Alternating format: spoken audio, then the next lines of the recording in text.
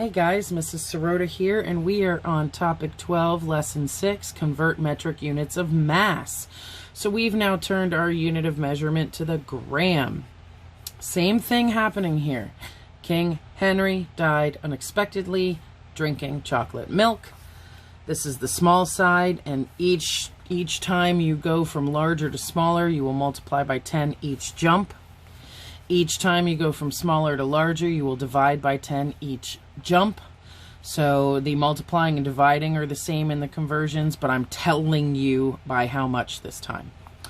All right, so let's get started. This is our third day of doing this, so I think you should be getting the grasp of it, especially if you're coming to open hours and asking questions. 9.25 grams. Well, I know gram is in the unit, so I'm going to put 9.25 grams. And I need to go to milligrams, so I'm heading from larger to smaller. Larger to smaller, I multiply by 10 each jump.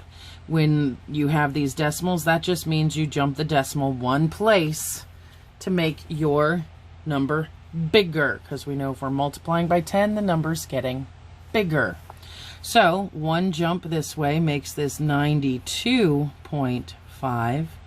One more jump makes this 925. And I know one more jump makes this 9,250, because 925 times 10 means you add a 0. So 9,250 milligrams.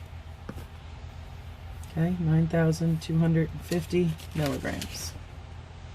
Oh, and your purpose for learning, I apologize, is I can convert metric units of mass. All right, so let me erase this so that my jump chart is clean for the next problem. All right, 190 grams to kilograms. Finally, we're getting to this side. So we have 190 grams times kilograms. Okay, so again, understand that there is this invisible decimal behind every single whole number. And we're going to jump this thing this way to make this number smaller as the unit of measurement gets larger. So I'm going from grams to kilograms. The first jump makes this 19.0. Look, I just moved that decimal in one. The next jump makes this 1.90. Again, I just jumped that decimal. The next jump makes this 0.190. I just moved that decimal again. So your answer is 0.190. Could you just leave that 0.19? Yes, you could. Now we have some comparisons again. We have to do greater than, less than, or equal to for these next ones. And as I've told you since customary conversions, when you do this, you have to pick your unit of measurement. So I think I want them both in grams. So I'm going to convert 7,000 milligrams to grams. Do I need to do this conversion? No, I don't, but I'm going to show you how. I say no, I don't, because they're the same number, 7,000, but they have the different measurement after it. And that should tell you right there which one is bigger and smaller. The smaller measurement is smaller than the 7,000 with the bigger measurement. But I'm going to do it properly, and I'm going to convert milligrams to grams. So I have 7,000 milligrams. And I'm taking it over here to the unit to grams, so I'm jumping once, I get rid of a 0, that becomes 700. I jump twice, I get rid of a 0, that becomes 70. I jump a third time, I get rid of a 0, that becomes 7 grams. So which one is bigger, 7 grams or 7,000 grams? Well, 7,000 grams is bigger than 7,000 milligrams, and we proved it.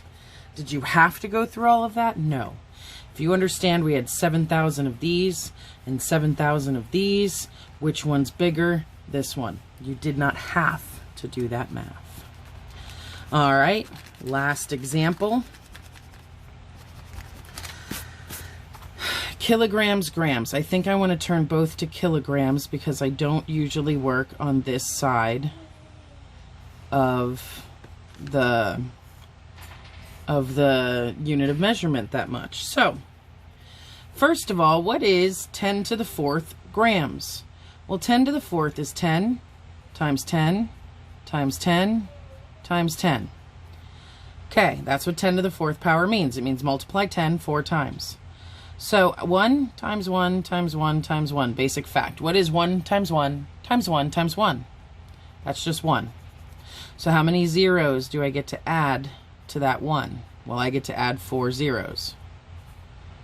That gave me 10,000. So I have 10 to the 2nd power kilograms equals, or 10 to the 2nd power kilograms versus 10,000 kilograms. So let's figure out what 10 to the 2nd power kilograms are.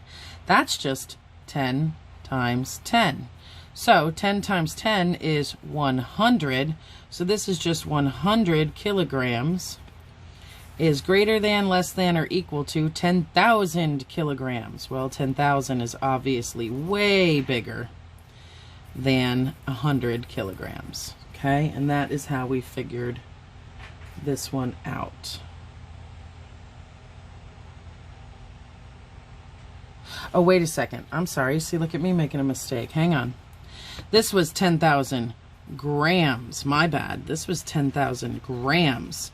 So how many kilograms is this? Look at me making a mistake. Let me tape this paper real quick. Sorry about this. Okay, that was my bad. All right.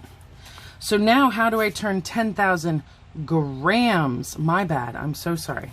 10,000 grams into kilograms. Well, I have to jump them to the larger by dividing by 10 each time. So that's going to be 1,000 decagrams.